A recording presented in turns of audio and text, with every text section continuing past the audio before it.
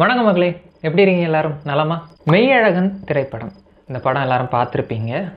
ஒரு ஆத்மார்த்தமான ஒரு மூவி. இரண்டு கதாபாத்திரங்களுக்கு இடையே நடக்கும் உரையாடல்கள், பயணம், அவங்களுடைய நினைவுகள், இதெல்லாம் அப்படி சேர்ந்து வர ஒரு அழகான ஒரு காவியம்னு சொல்லலாம் மெய்யழகனை.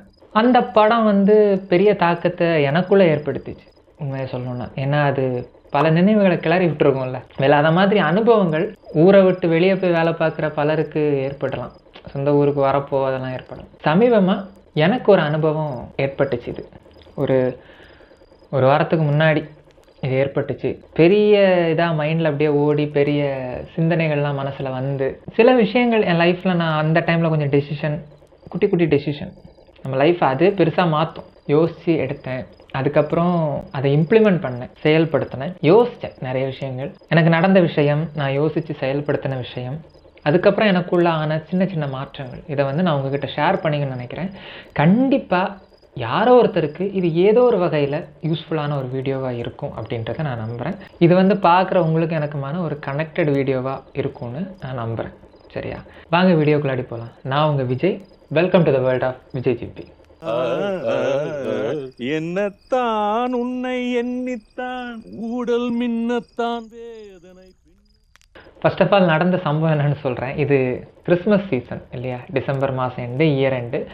நிறைய பேர் லீவுக்கு வந்திருப்பாங்க ஒவ்வொரு ஊரில். நம்ம சித்தப்பா ஒருத்தரும் அப்படி வந்தார். சின்ன வயசு தான் அவருக்கு, ஒரு 36 37 அவ்வளோதான் இருக்கும் அவருக்கு. எதேச்சியாக நான் காலையில் ஆற்றுக்கு குளிக்க போகிறப்போ அவரை சந்திக்க நேர்ந்தது. வா சித்தப்பா அப்படின்னு சொல்லிட்டு 2 பேரும் சேர்ந்தே ஆற்றை நோக்கி பயணப்பட்டு போயிட்டுருக்குறோம். போகிற வழியில் அந்த பழைய நினைவுகளை பற்றி அப்படியே பேச ஆரம்பிச்சோம். ஒரு டைமில் நம்ம எப்படிலாம் இருந்தோம், எப்படிலாம் இருந்துச்சு. நீங்கள் பார்த்தீங்கன்னா எங்கள் ஊரில் 2 பக்கமும் ஆறு தான் ஓடும். சரியா? முன்னாடி ஒரு காலத்தில் சாயந்தரம் ஆனாலும் சரி காலையிலையும் சரி அவ்வளோ பசங்க இருப்பாங்க. அவ்வளோ பசங்க எல்லாம் மாமா மச்சான் சித்தப்பா அண்ணன்மார் தான். அப்போ நாங்கள்லாம் டீனேஜ், கொஞ்சம் சின்ன பசங்க. ஜேன்னு இருக்கும். எப்போ பார்த்தாலும் விளையாட்டு.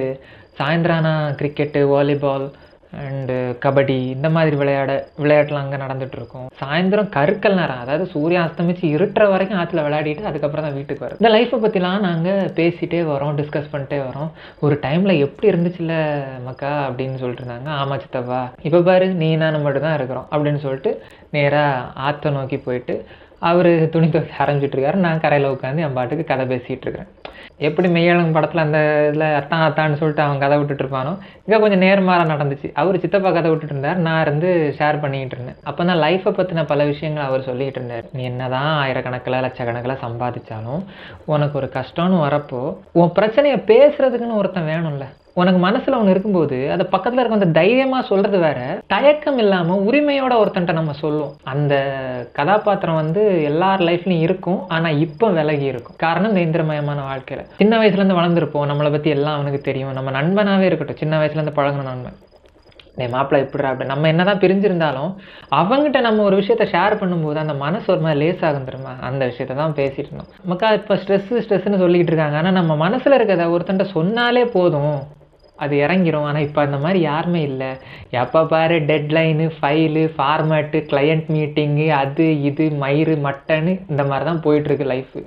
வீட்டுக்கு மொபைல் பார்க்குறாங்க, அந்த இதில் ரீல்ஸ் அப்படியே பார்த்து டைம் ஆகி தூங்கிடுறாங்க. ஸோ இப்படி போயிட்டுருக்கு. இந்த ஆற்றுக்கு போனோம்ல, இதே முன்னாடி பார்த்தீங்கன்னா மொத்த பட்டாளம் போயிடும்.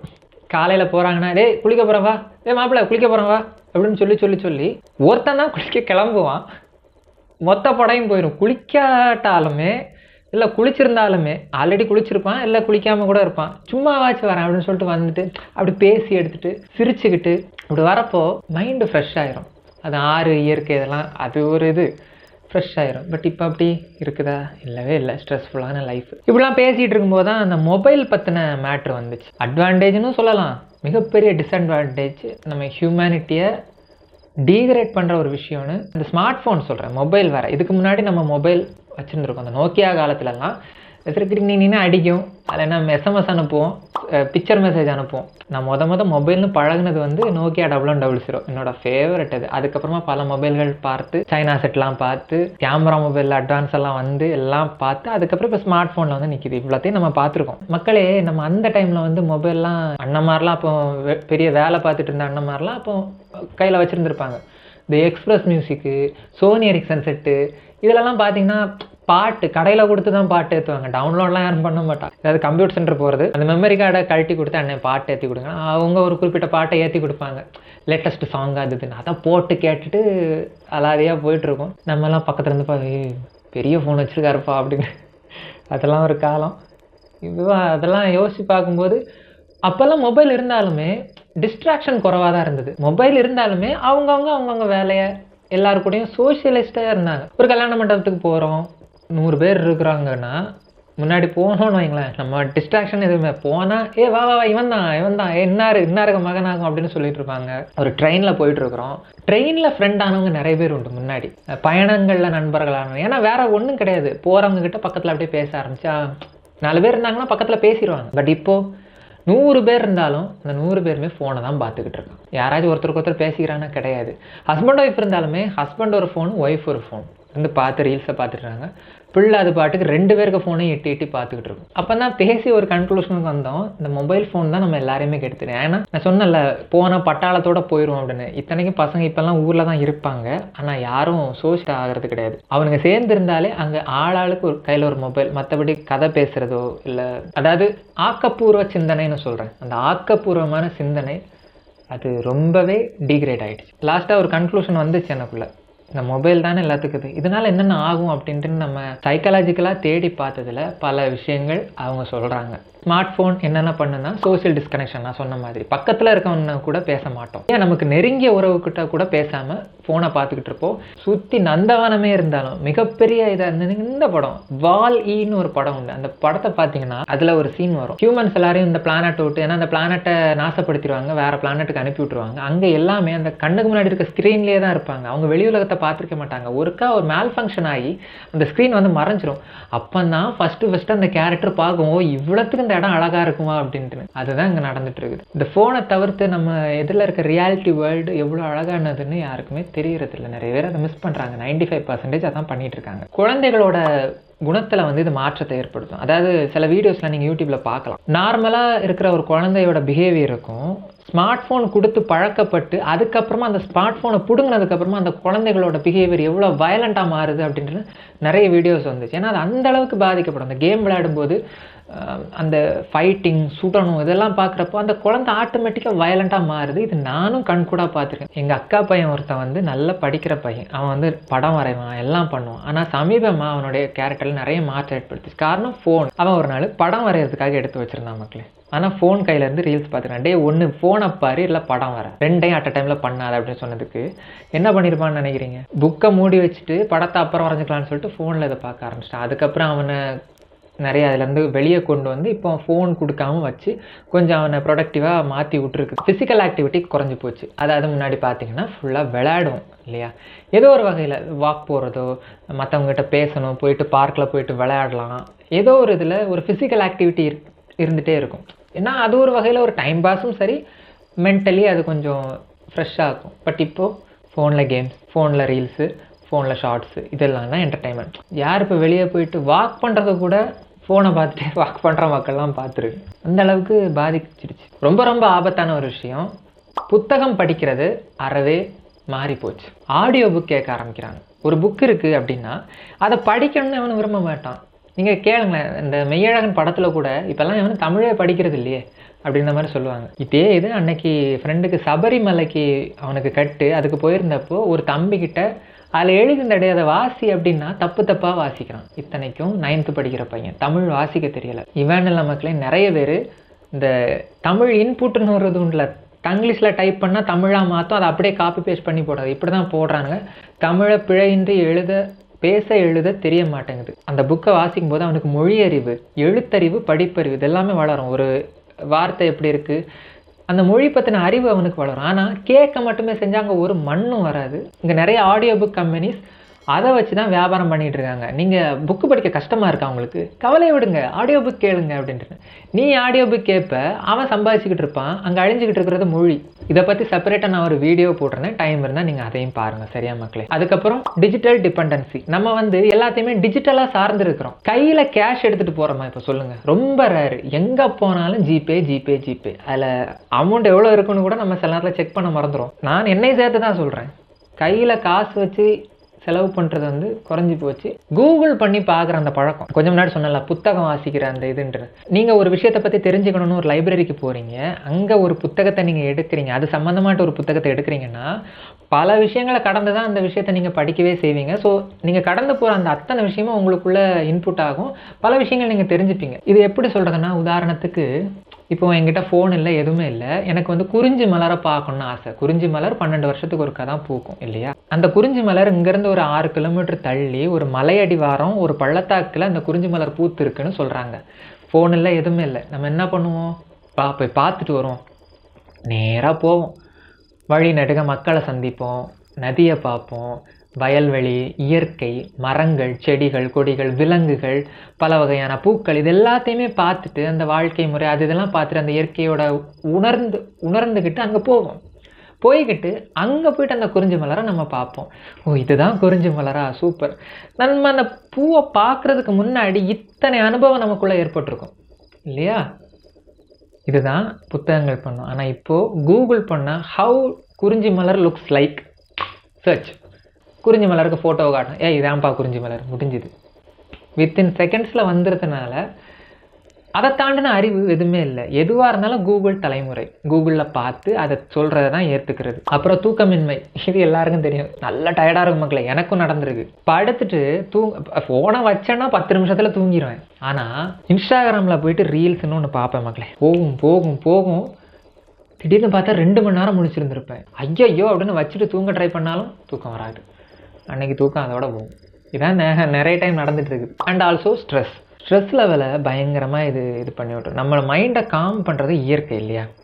நம்ம இயற்கையில் போய் நிற்கிறதே இல்லையே, எங்கேயும் போகிறதில்ல. எங்கே போனாலும் அங்கே ஃபோட்டோ எடுக்க தான் பார்க்குறோமே தவிர லிவ் இன் த மொமெண்ட்னு சொல்லுவாங்க. அந்த தருணத்தை என்ஜாய் பண்ணு, அந்த தருணத்தில் வாழ்ந்து பாரு அப்படின்னு சொல்லுவாங்க. யாரும் பண்ணுறதில்ல. என்ன இப்போ ஒரு வான வேடிக்கை நடக்குதுன்னு வைங்களேன், சுற்றி பாருங்கள், அத்தனை நேரம் ஃபோன் எடுத்து வீடியோ எடுத்துகிட்டு பண்ணிட்டு அதை வச்சுக்கிட்டு கொஞ்சம் பாருங்கடா கண்ணால். எல்லாம் ஸ்க்ரீன் மூலமாக தான் உலகத்தை பார்க்குறானே தவிர கண் மூலமாக யாரும் பார்க்குறது இல்லை.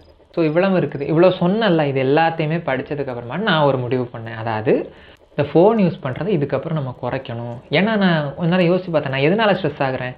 ட்விட்டர்லலாம் போனால் சத்தியமாக தூக்கம் வராது மக்களே. ஏன்னு பார்த்தீங்கன்னா அவ்வளோத்துக்கு ஸ்ட்ரெஸ் ஏற்றி விட்ருவாங்க. ஒரு விஷயத்தை பற்றி, ஒரு நடிகரை பற்றி இன்னொரு நடிகரை பற்றி மாறி மாறி சண்டை போடுவானுங்க. உள்ளே போய் பார்த்தா அத்தனை அறுப்பாக இருப்பானுங்க. கட்சிக்காரர் 2 பேர் சண்டை போடுவான், நாட்டில் மத சண்டை நிறைய நடந்துகிட்ருக்கும். உள்ளே போய் பார்த்தா இவெல்லாம் மனுஷனான்ற ரேஞ்சுக்கு நம்மளுக்கு தாட் வரும். அந்தளவுக்கு கீழ்த்தரமாலாம் பேசி ட்வீட்லாம் போட்டு ரீட்வீட் பண்ணி ஷேர் பண்ணி உலகம் பண்ணிகிட்டு இருப்பானுங்க ட்விட்டரில். ஆனால் எவனுமே நம்மெல்லாம் ஒன்றா இருப்போம்டா, நானும் ஒன்று தான்டா, மனுஷன் தானா அப்படின்னு பேச மாட்டான். அவன் திட்டுறது, இவன் திட்டுறது, இவங்க அம்மாவை அவன் அசிங்கமாக திட்டுறது, அவன் குடும்பத்தை இவன் அசிங்கமாக திட்டுறது, இதை பார்க்கும்போது நமக்கு ஸ்ட்ரெஸ் ஆகிடும். ஃபஸ்ட்டு நான் இந்த ட்விட்டரை ஃபஸ்ட்டு ஸ்டாப் பண்ணும். தென் இன்ஸ்டாகிராம் வந்து இந்த ரீல்ஸு பார்த்தாலே முடிஞ்சுது. அதுக்கப்புறமாட்டு மொத்தத்தில் ஃபோன் யூஸ் பண்ணுறேன் நான் குறைக்கணும்னு சொல்லிட்டு நான் என்ன பண்ணேன், ஒரு வாரம் மட்டும் இன்ஸ்டாகிராம் யூஸ் பண்ணலை, ட்விட்டரை ஸ்டாப் பண்ணிட்டேன். மென்டலி அப்படி பீஸாக இருந்துச்சு. ஐம் ரியலி சத்தியமாக சொல்கிறேன் மக்களே, அவ்வளோத்துக்கு பீஸாக இருந்துச்சு எனக்கு. எதுவும் டென்ஷன் ஆகலை, தேவையில்லாத இன்புட் என் மைண்டில் வரல. இப்போ உங்கள் மனசு நல்லதே நினச்சிக்கிட்டு இருந்தாலும் இந்த இன்ஸ்டாகிராம் ரீலில் சில ஃபேக் இன்புட்லாம் கொடுப்பானுங்க. சில உலகமே இப்படி தான்டா, உலகமே உன்னை ஏமாற்ற தான்டா செய்யும், அப்படி இப்படிலாம் கொடுக்குறப்போ நம்ம மைண்ட் ஆட்டோமேட்டிக்காக எதிரில் இருக்கான தப்பாக தான் பார்க்க ஆரம்பிக்குது. என்னடா இது அப்படின்ற. இதுக்கு உதாரணம் ஒன்று சொல்கிறேன். 2 நாள் முன்னாடி ஏடிஎம் போயிருந்தேன். எனக்கு முன்னாடி ஒருத்தர் வந்து போயிட்டார் ஏடிஎம்குள்ளாடி. காசு எடுத்துக்கிட்டே இருக்காதா, அன்னைக்கு நேரத்துக்கு 200 ரூபா மட்டும்தான் வந்துக்கிட்டு இருந்தது. ஸோ இவருக்கு கொஞ்சம் நிறைய அமௌண்ட் எடுக்க வேண்டியிருந்தது. கூட அவருக்கு பையன் வெளியே நின்றுக்கிட்டு இருக்கான். எனக்கு கோவம் வருது. நான் வந்து ரொம்ப நேரமாக நின்றுக்கிட்டு இருக்க மாதிரி எனக்கு ஃபீல் ஆகுது. என்னடா நான் இவ்வளோ நேரம் நின்றுக்கிட்டு இருக்கேன், மற்றவங்களாம் நிற்கானே, பக்கத்தில் அடுத்த ஆள் வந்து நின்னாச்சு, என்ன பண்ணிக்கிட்டு இருக்கான் அந்த ஆள் அப்படின்னு ஒருமையில் தான் என் மனசில் நினைக்கிது. கொஞ்ச நேரம் கழித்து நானே யோசிக்கிறேன், நான் ஏன் இப்படி கோவப்படுறேன், நான் எதுக்கு இவ்வளோ டென்ஷன் ஆகுறேன் அப்படின்னு டைமை பார்க்குறேன். 4 நிமிஷம் ஆயிருந்திருக்கு. ஸோ அந்த 4 நிமிஷம் எனக்கு பொறுமை இல்லை. என்னாச்சு உனக்கு, சரி இது பண்ணாதான்னு சொல்லிட்டு இருந்தேன். அவர் அங்கேருந்து திரும்பி பார்த்துட்டு இருக்காரு. அவருக்கே தர்ம சங்கடமாக இருக்கு, ஐயோ எல்லாரும் வெயிட் பண்ணிகிட்டு இருக்காங்களே அப்படின்னு. அவர் வெளியே வரப்போ அவரை பார்த்து நான் ஒரு சேஞ்சுக்கு சிரித்தேன். ஒன்றுமே இல்லை, ஜஸ்ட்டு ஸ்மைல் பண்ணேன். அவர் திரும்பி சிரிச்சுட்டு, மன்னிச்சுங்க தம்பி, காசு கொஞ்சம் எடுக்க வேண்டியிருந்தேன் அப்படின்னு. இல்லை பரவாயில்லைங்க அப்படின்ட்டு, அவ்வளோதான். இதே இன்கேஸ் எனக்குள்ளே வந்திருந்த அந்த கோவத்தை நான் போயிட்டு தட்டிட்டு எவ்வளோ நேரமாக வெயிட் பண்ணிகிட்டு இருந்தேன் அப்படின்னு நான் கத்திருந்தாலோ, வெளியே இருந்த பையன்ட்ட தான் நான் சொல்லியிருந்தாலோ அங்கே கண்டிப்பாக 2 பேருக்குமே டென்ஷன் ஆகிருக்கும். 2 பேருமே அன்னைக்கு டே ஏதாவது ஆகிருக்கும். ஏன்னா அவர் எங்கே வெளியூர் போகிறான்னு நினைக்கிறேன், பையனை கொண்டு எங்கேயோ ட்ராப் பண்ண போகிறான்னு நினைக்கிறேன். அவருக்கும் போகிற வழியில் டென்ஷன்லேயே வண்டி ஓட்டிட்டு போயிருப்பார். நானும் வீட்டுக்கு போகும்போது டென்ஷன்லேயே போயிருப்பேன். ஏதோ ஒன்று நடந்திருக்கும் இல்லையா? அந்த ஒரு செகண்ட் நான் யோசிச்சு இட்ஸ் ஓகே அப்படின்னு எடுத்துக்கிட்டது, டேக் இட் ஈஸியாக எடுத்துக்கிட்டது எனக்குள்ள ஒரு பெரிய மாற்றத்தை ஏற்படுத்திச்சு. அண்டு தான் யோசிக்க ஆரம்பித்தேன், டேக் இட் ஈஸியாக எடுத்துப்போம், எதுக்கு போட்டு இதெல்லாம் இவ்வளோத்தையும் பண்ணிவிட்டு. ஸோ அன்னைக்கு ஒரு சின்ன கான்வர்சேஷன், ஆற்றுக்கு போன வழியில் சித்தப்பன் கூட நடந்த அந்த கான்வர்சேஷன் லைக் அந்த மெய்யழகன் படம் மாதிரியே எனக்கு ஃபீல் ஆச்சு. ஏன் நான் ஃபோனுன்னு சொன்னேன்னா, இப்போது நம்மளோட மொத்த லைஃபுமே எதில் டிபெண்ட் ஆகிருக்கு, எல்லாமே ஃபோனில் தான் வந்து ரூட் ஆகி முடியுது. எதுவாக இருந்தாலும் ஃபோனு எது பண்ணணுனாலும் ஃபோன் மூலமாக பண்ணணும், ஃபோன் மூலமாக பண்ணணும். இன் ரியாலிட்டி வேர்ல்டில் நம்ம யாருமே இல்லை, இந்த உலகம் அப்படி மாறிட்டு இருக்கு. இது கண்டிப்பாக நம்ம ஏதாச்சும் பண்ணணும். ஸோ என்னோடய கைண்ட் ரிக்வெஸ்ட் மக்களே, உங்களுக்கு ஸ்ட்ரெஸ் எல்லாம் அதிகமாக இருந்துச்சுன்னா வேலை டைம் ஃபோன் யூஸ் பண்ணுறீங்களா, ஓகே, உங்கள் வேலைக்காக ஃபோன் யூஸ் பண்ணுங்கள். ஆனால் பொழுதுபோக்குக்காக ஃபோனுக்குள்ளே அடிக்ட் ஆகிடாதீங்க. அதை ஆக்கப்பூர்வமாக வேறு வழியை பயன்படுத்துங்க. நீங்கள் புத்தகம் படிக்கலாம், நண்பர்களை சந்தித்து பேசலாம், பக்கத்தில் ஏதாவது பூங்காவுக்கோ அல்லது நல்ல விதமாக ஒரு உதவி பண்ணுறதுக்கோ எவ்வளவோ பண்ணலாம். இதெல்லாம் பண்ணி பாருங்கள், உங்கள் மனசு ஆட்டோமேட்டிக்காக இதாக இருக்கும். ஜஸ்ட் ட்ரை பண்ணி பாருங்கள். ஒரு வாரம் இன்ஸ்டாகிராம், ட்விட்டர், இந்த சோஷியல் மீடியாவிலேருந்து கொஞ்சம் அமைதியாக இருந்து பாருங்கள். எவ்வளோ பீஸ்ஃபுல்லாக லைஃப் இருக்குன்றதை நீங்களே உணர்வீங்க. அனுபவபூர்வமாக சொல்கிறேன். எனக்கு புத்தகம் படிக்கிற பழக்கம் உண்டுங்க, அதனால் எனக்கு வந்து மைண்ட் அதில் போயிடும். பட் இது பழக்கம் இல்லாமல் பல பேர் ஃபோனை மட்டுமே டிபெண்ட்டாக இருக்கவங்களுக்கு அது கொஞ்சம் கஷ்டமாக இருக்கும். பொழுதை ஆக்கப்பூர்வமாக செலவழிங்க, அறிவை வளர்த்துக்க செலவழிங்க. உங்களுடைய மொழியறிவு, படிப்பறிவு இது எல்லாத்தையும் வளர்த்துக்கோங்க. ஏன் மொழி சொன்னேன்னா, மொழி ரொம்ப முக்கியமானது. ஒரு மொழி அழிந்தால் இனம் அழியும், இனம் அழிந்தால் நீ யாருன்னே உனக்கு தெரியாது. நாளைக்கு உன் வரலாறு எதுவுமே உனக்கு தெரியாமல் போனால் இன்னொருத்தவனா வந்து உன் தலையில் மிளகா அரைச்சிக்கிட்டு இருப்பான், நீ தலையாட்டிக்கிட்டு தான் இருப்ப. இது பார்க்குறது கேட்குறதுக்கு அரசியல் மாதிரி இருக்கும், ஆனால் அதுதான் உண்மை. ஸோ அன்பு வேண்டுகோள், ஒரு வாரம் சோஷியல் மீடியா இல்லாமல் இருந்து பாருங்கள். அதுக்கப்புறம் உங்களுக்கே தெரிஞ்சிடும் இந்த உலகம் எவ்வளோ அழகானது, சோஷியல் மீடியா எவ்வளோ குப்பையானது, எவ்வளோ நிம்மதியாக இருக்கலாம் அப்படின்றது. ஆக்சுவலாக ரொம்ப டிப்ரெஸ்டாக, ஸ்ட்ரெஸ்ஸாக தான் இருந்தேன் மக்களே. இந்த ஏதோ இந்த அவதாரம்லாம் வரும்னு சொல்லுவாங்கள்ல, வந்து நம்மகிட்ட பேசிட்டு போகணும், கிட்டத்தட்ட அந்த மாதம் எனக்கு ஃபீல் ஆச்சு. அது யாரோ வந்து நம்ம மைண்டை ஓப்பன் பண்ணி விட்டுட்டு போன மாதிரி ரொம்ப நிம்மதியாக இருக்குது. ஸோ தயவு செஞ்சு ஃபாலோ பண்ணுங்கள், சரியா? என்ன உங்கள் சகோதரனா, அண்ணனா, தம்பியா, மகனா, எப்படி வேணாலும் நினச்சிக்கோங்க. என்னுடைய அன்பு வேண்டுகோள், சரியா? இந்த வீடியோ உங்களுக்கு பிடிச்சிருக்கும்னு நம்புகிறேன். பிடிச்சிருந்தா லைக் பண்ணிட்டு கருத்தை கீழே கமெண்டில் பதிவு பண்ணுங்கள், நம்ம டிஸ்கஸ் பண்ணலாம்.